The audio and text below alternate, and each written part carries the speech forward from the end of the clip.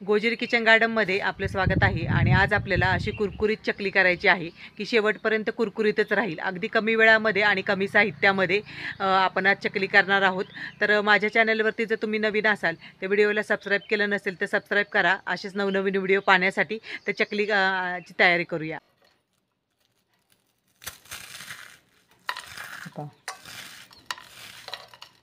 मस्तपैकी अशी खुसखुशीत चकली आपली होते.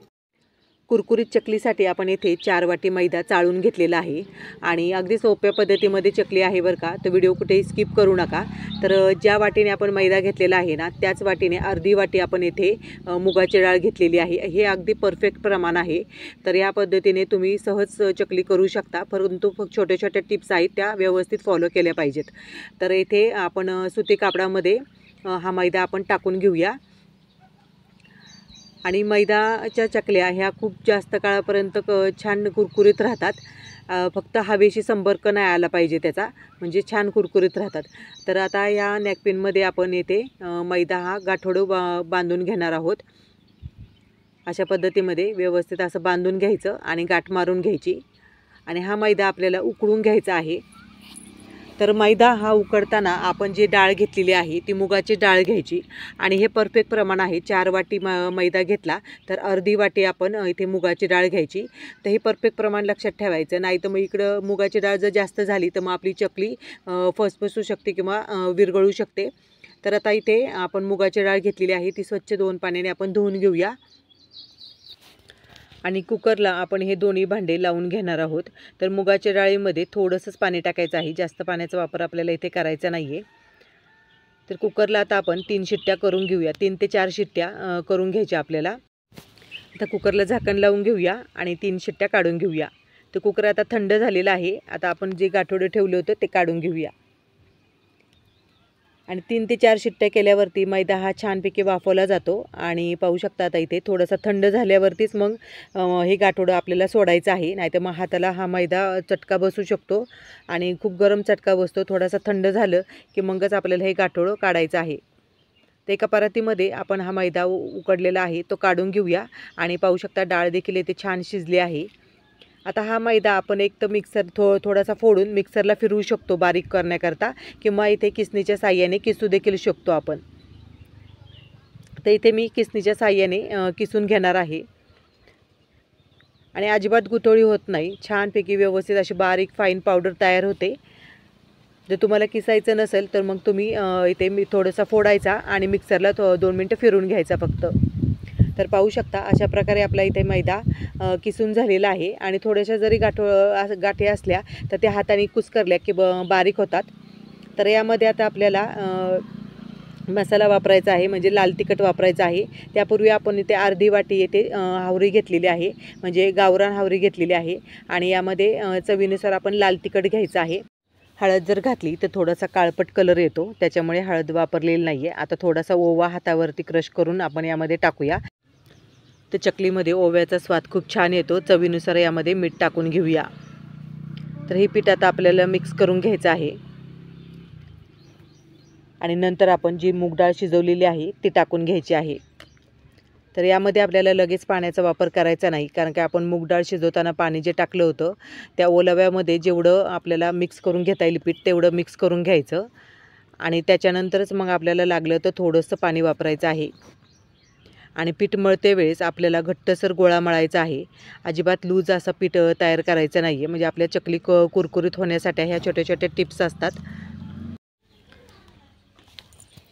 ते सर्व आता पीठ आता मिक्स करून घेऊया पहिल्यांदा, कारण काय मूग डाळ ही गरम होती थोडीशी, म्हणून चमच्याच्या साह्याने थोडंसं मिक्स करून घेतलं. आता थोडंसं पाणी टाकून आपण इथे घट्ट गोळा तयार करून घ्यायचा आहे.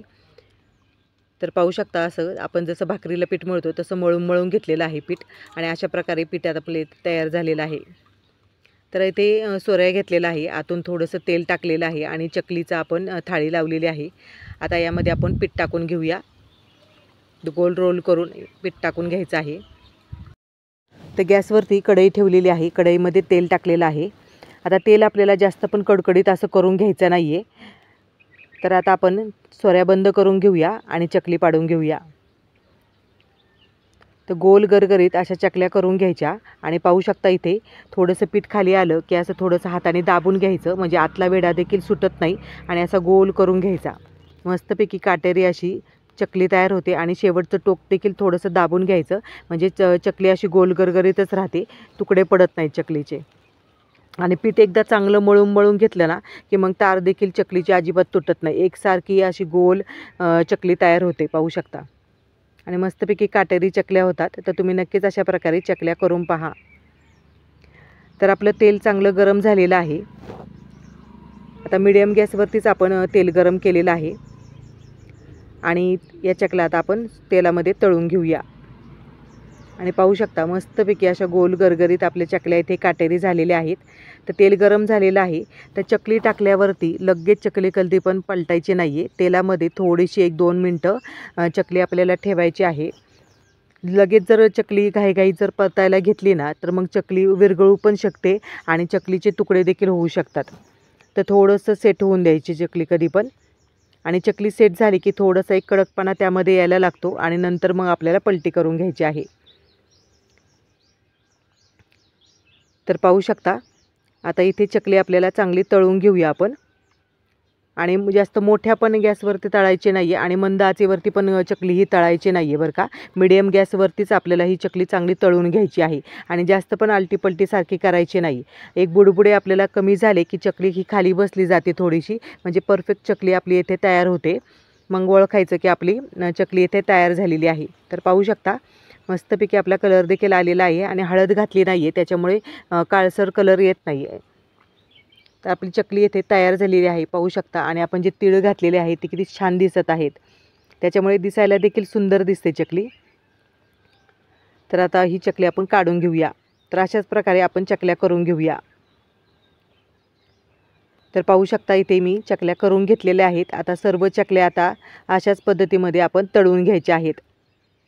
तर जास्त पण कडकडीत असं तेल करायचं नाही आहे. जास्त जर कडकडीत तेल केलं आपण तर ही चकली विरघळू पण शकते आणि चकली एक वेढा काढल्याच्या नंतर आपण गॅस थोडासा बंद करतो, म्हणजे बारीक करतो.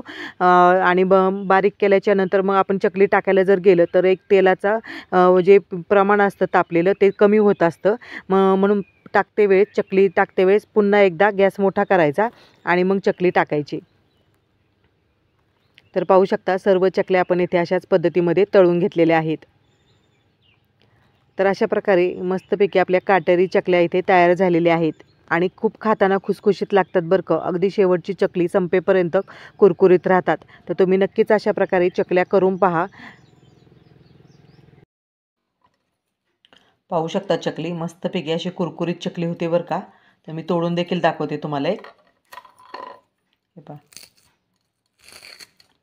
अगदी खुसखुशीत अशी होते.